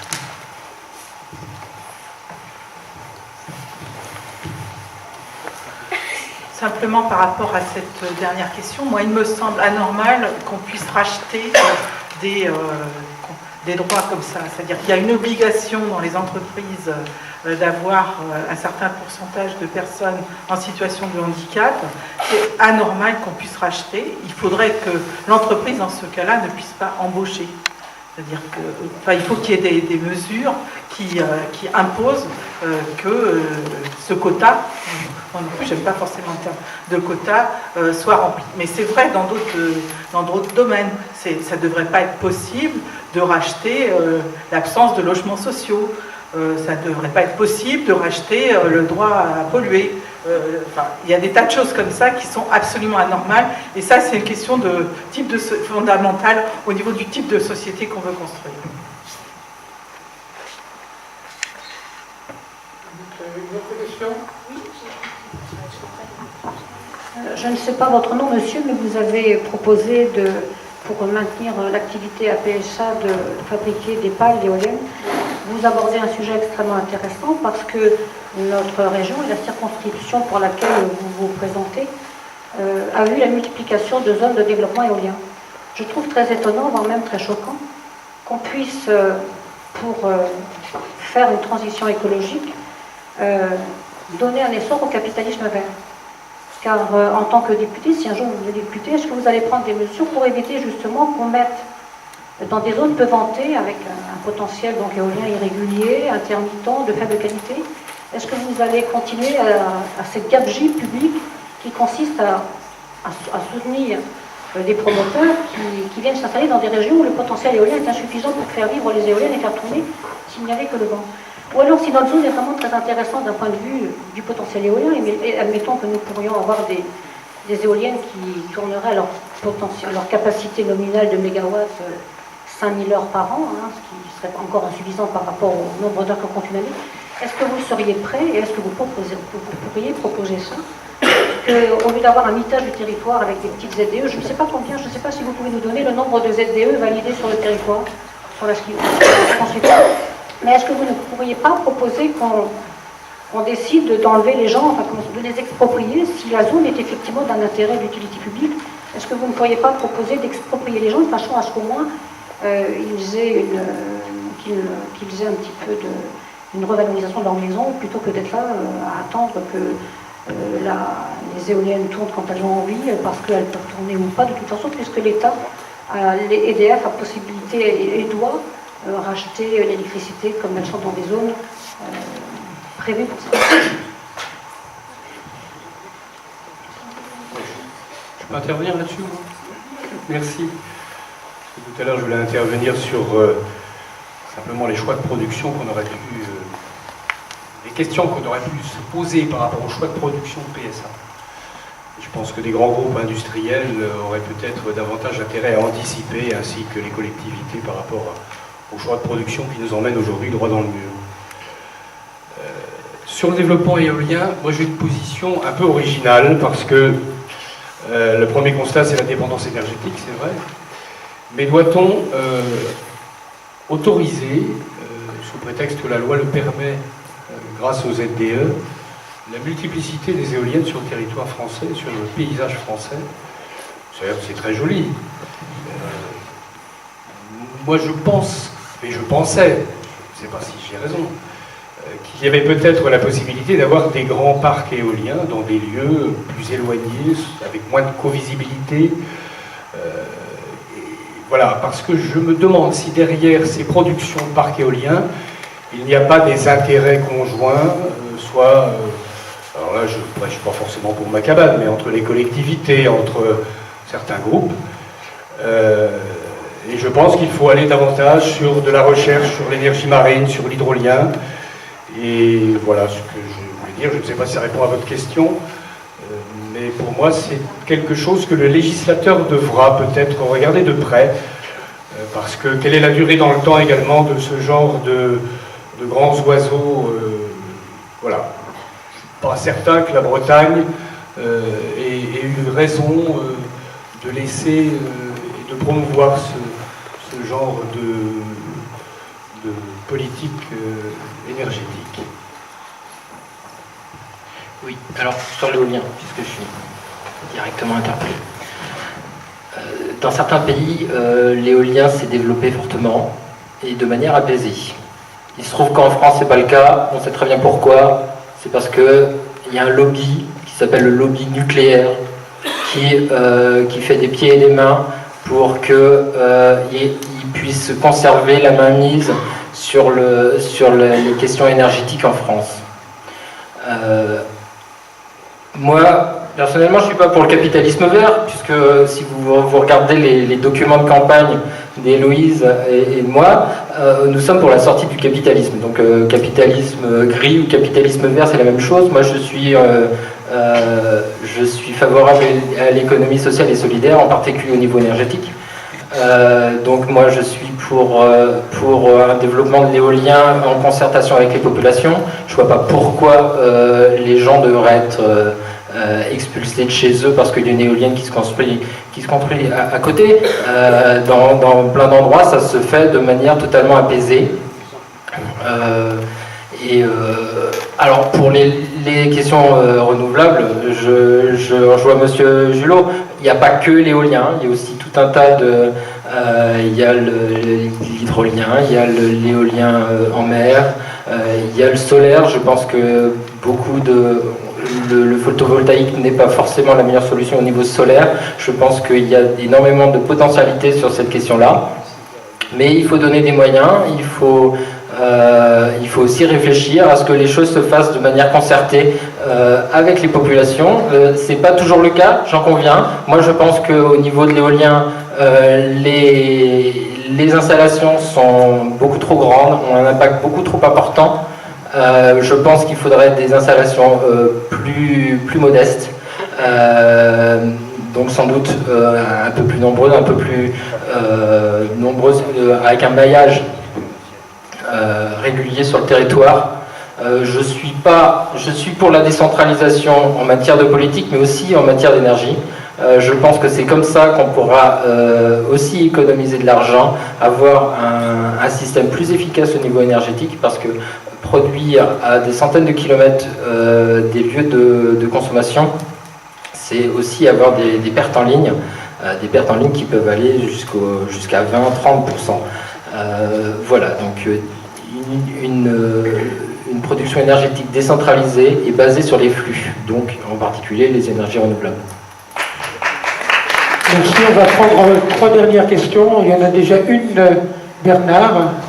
J'ai vu madame, vu monsieur également. Oui, bonjour. Vous n'avez pas parlé de l'urbanisation des villes.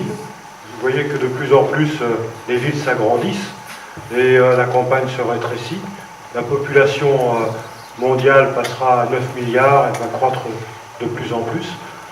Comment quelques candidats ici voient les choses dans le cadre d'une urbanisation la mieux pensée possible, en respectant la biodiversité d'une part, et d'autre part, en permettant au mieux les relations des hommes entre eux. On a ce problème ici à Guichen comme ailleurs, où on construit, comme vous savez, de plus en plus.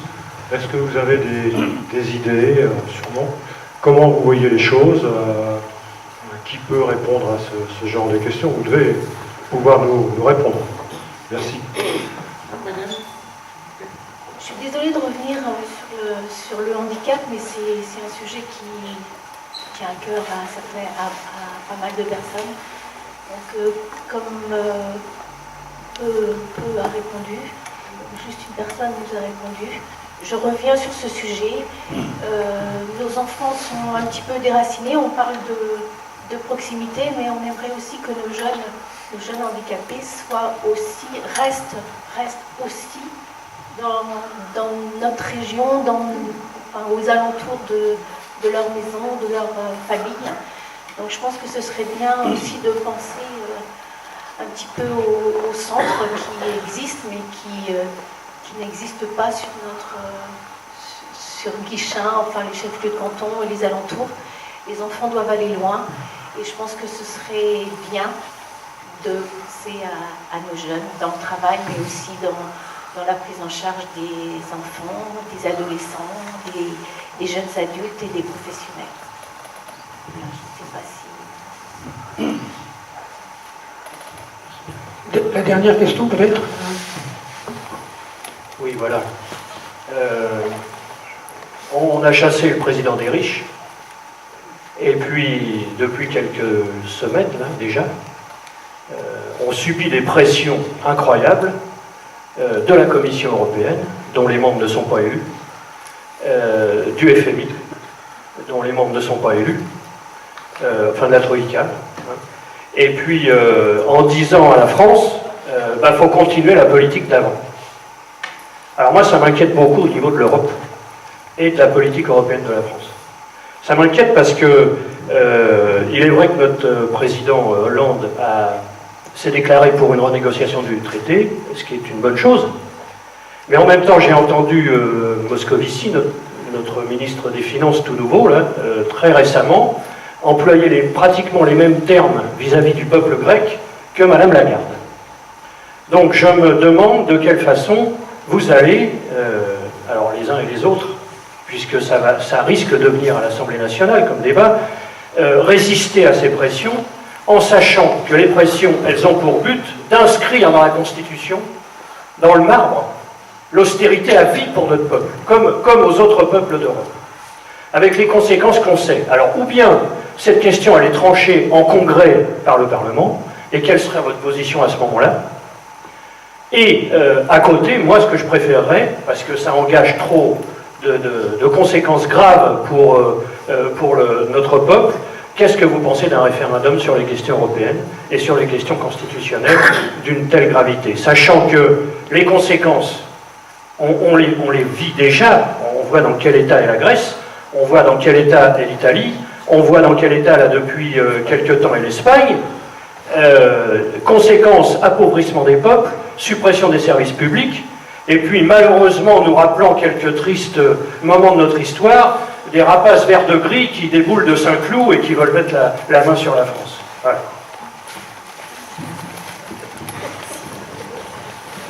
Moi, je veux bien répondre à la question de monsieur tout à l'heure liée à l'urbanisme. Je suis président du SCOT, schéma de cohérence territoriale du territoire du Pays de Redon, 55 communes, 90 000 habitants.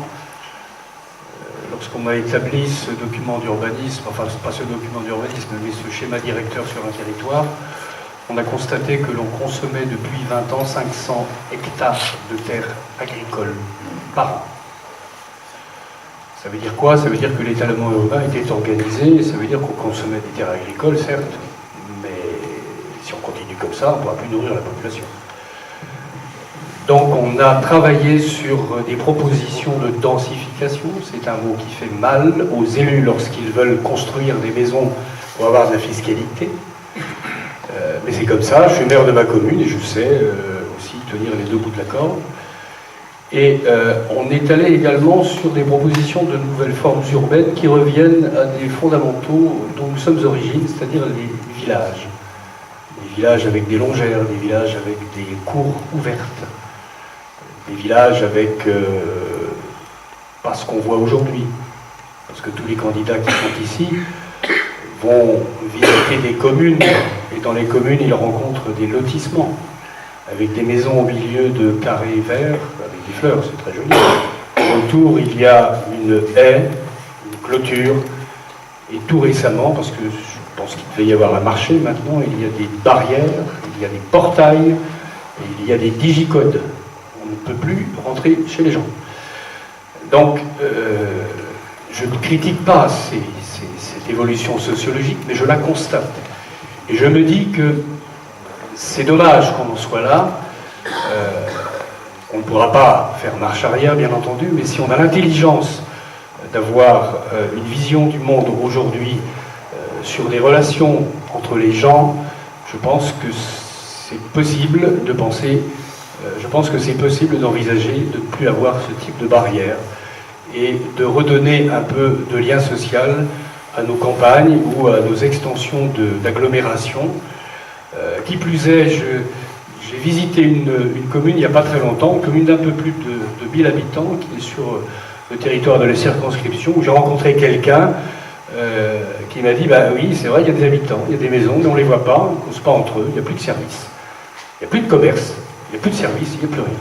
Donc voilà, moi, c'est ma vision du monde de président du SCOT, c'est ma vision du monde de maire d'une petite commune rurale, où ça ne se fait pas sans les gens et ça ne se fait pas sans cette, je dirais, cette analyse sociologique-là.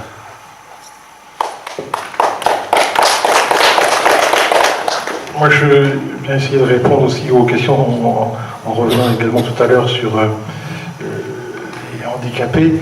Sur la question de l'urbanisme, moi je suis très sensible aussi à la manière dont vous posez la question. Effectivement, il faut reconstruire la ville sur elle-même, on dit ça souvent, pour économiser l'espace, pour faire en sorte que la ville soit conçue autrement. Sûrement que les déplacements au sein de l'agglomération et au sein de la ville, il faut les revoir. On a parlé d'automobile, on a parlé de transport collectif, de circulation douce, piétonne, liaison piétonne. On a vu effectivement nombre de fois des lotissements qui sont créés à 200 ou 300 mètres du centre-bourg, mais il n'est pas prévu de liaison piétonne, donc les gens prennent le véhicule pour venir à la boulangerie. Enfin voilà, il y a un certain nombre de choses qu'il faut qu'on revoie complètement. Mais j'ai été très sensibilisé, moi, quand on a eu un rapport sur l'urbanisme commercial tout particulièrement, vu par les Allemands. Et vous parliez de l'étalement, il y a effectivement les zones commerciales qui ont beaucoup mangé aussi d'espace et qui ont souvent déplacé les centres-bourgs ou les centres-villes d'un endroit à l'autre. Hein, et on ne sait plus d'ailleurs où est le centre désormais. Est-ce qu'il est autour du supermarché ou est-ce qu'il est autour du centre historique? Et les Allemands, ce qu'ils ont fait, ce qu'ils sont en train de faire est tout à fait intéressant, c'est de ne plus accepter des implantations d'enseignes commerciales à l'extérieur de la ville, mais d'accepter les enseignes qu'à la condition qu'elles viennent à l'intérieur. qu'elles viennent au centre de la ville et qu'elles construisent sur plusieurs étages. C'était comme ça les grands magasins dans le temps d'ailleurs. Hein. Quand vous regardez ce qui était dans les années 50-60, les grands magasins étaient dans les centres-villes sur plusieurs étages. Et on a accepté depuis plusieurs décennies d'étaler tout ça dans des grands hangars avec énormément de parking. Voilà, donc on a déstructuré en particulier nos villes et souvent nos bourgs aussi avec ces procédures-là. Moi je serais assez favorable, mais c'est à titre complètement personnel, à une restriction beaucoup plus forte des autorisations d'implantation de zones commerciales désormais.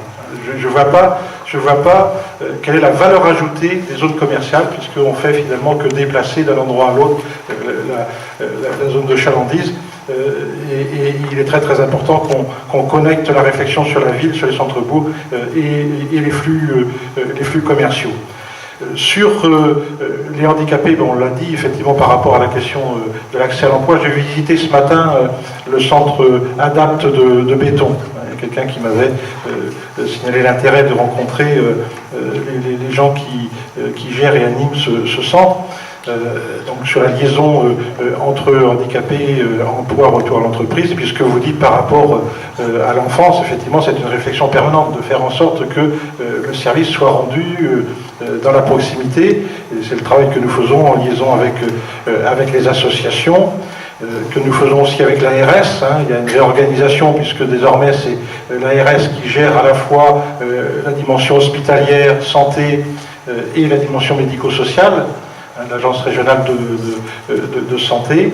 Et là, il y a les problèmes budgétaires, bien évidemment. Hein. Donc c'est dans le débat budgétaire que nous aurons à prendre des options.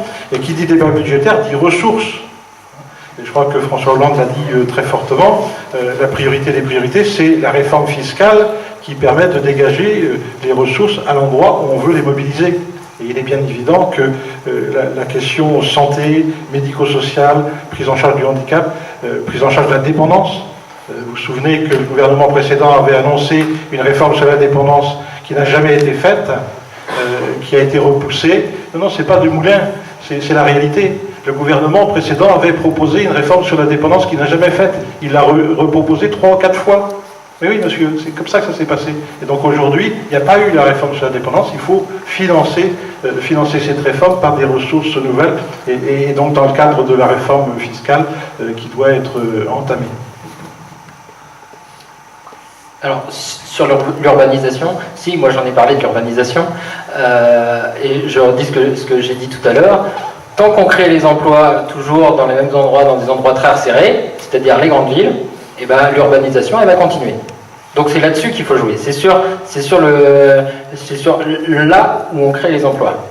Donc moi, je l'ai dit plusieurs fois dans la soirée, je le répète, il faut un développement économique équilibré sur tout l'ensemble du territoire. C'est comme ça qu'on arrivera à contrebalancer l'urbanisation qui évidemment c'est une impasse actuellement. Les gens passent des heures dans leur voiture pour aller sur leur lieu de travail. C'est du n'importe quoi, c'est une véritable gabegie et il faut vraiment clairement revenir sur ce modèle. Sur la place des handicapés dans la société et en particulier dans l'entreprise, pour moi c'est clair, une société humaniste, c'est une société qui donne la place, toute sa place à tout le monde et en premier lieu aux personnes les plus en difficulté. Donc c'est clair, l'entreprise elle doit donner sa place à la personne handicapée et il faut des mesures contraignantes pour le faire. Alors ça peut passer par les amendes. Si les amendes ne sont pas assez fortes, ben on les augmente. Et si c'est pas encore assez, on les augmente encore et encore. Et comme ça ça apportera de l'argent dans les caisses et de l'argent qui pourra servir pour la formation des personnes handicapées justement. Voilà, et il y avait une autre... Ah oui, la question sur l'austérité, qu'est-ce qu'on fait contre cette politique d'austérité? Moi je pense que François Hollande est sincère dans son combat, sauf qu'il est un peu tout seul au niveau européen. Il est face à une puissance capitaliste qui est néolibérale, qui ne veut surtout pas entendre parler de solidarité et solidarité entre les classes en particulier. Si on veut qu'ils puissent faire pression, parce que c'est pas au niveau de la France toute seule qu'on va changer les choses. Hein. L'économie, elle n'est pas... l'économie française, elle n'est pas déconnectée du reste. On est dans une économie mondialisée, donc c'est au niveau mondial qu'il faut se battre. Je pense que François Hollande, s'il est tout seul, s'il n'y a personne derrière lui, il fera rien.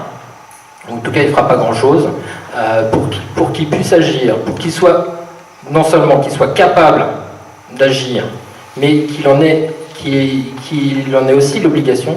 Il faut que derrière lui, il y ait des mobilisations. Et donc, camarades, on va se retrousser nos manches. Et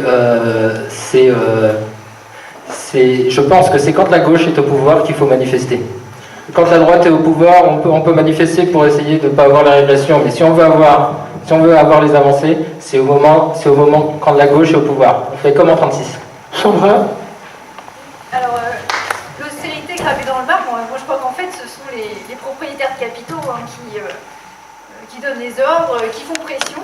Et je crois qu'il ne faut pas confondre justement les vrais donneurs d'ordre, les capitalistes, et puis leurs petits exécutants qui sont évidemment conscients et volontaires. Moi je ne défendrai pas le FMI ni les gouvernements.